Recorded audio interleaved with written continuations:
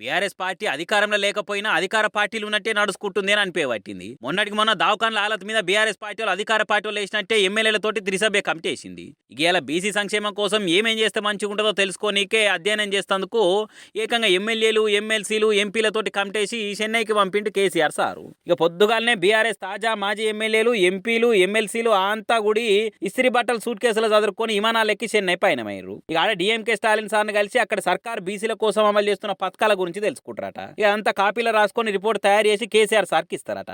KCR sir బీసీల కోసం ఏం చేస్తే మంచిగుండ అన్నది ఆలోచన చేసి ఇంప్లిమెంట్ చేస్తారట. అయితే బీసీ సంక్షేమం పథకాల అధ్యయనం కోసం బీఆర్ఎస్ వాళ్ళు చెన్నైకి పోయిన చూసి కాంగ్రెస్ వాళ్ళు ఎక్కిరిస్తున్నారు. కార్ పార్టీలకు అధికారం పోయి ఏడాది దగ్గర అవుతున్నా ఇంకా అదే జోష్లు ఉన్నట్టున్నారు. అధికార పార్టీలు ఉన్నట్టే అధ్యయనాలు కమిటీలు వేసి కూతు తీర్చుకుంటారు. బీసీల కోసం అంత పైరం గారిపోతే పవర్ ఉన్నప్పుడు మీరు ఎందుకు బీసీలను దూరం పెట్టిరు? మహిళను మంత్రికి కూడా చేయలేదు కదా. కేబినెట్ లో ఎంతమంది బీసీలకు మంత్రి పదవులు ఇచ్చారు? పార్టీ కార్యనిర్వాహక పదవిని కూడా బీసీలకి లేదు కదా. బర్లు గొర్రెలు కాసుకోమని బీసీలకు పథకాలు ఇచ్చి మీరేమో పదవులు తీసుకున్నారు.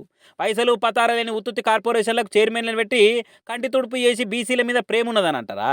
అట్లయితే జనాభా ప్రాతిపదికన ఎంతమంది బీసీలకు సీట్లు ఇచ్చారు మీరు? అని చిట్టా అంతా చదివి సీదర్ ఎత్తురు కాంగ్రెస్ వాళ్ళు. చూడాలి మరి బీసీ కార్డు మీద రెండు పార్టీల కథ ఎట్లుండబోతున్నదో.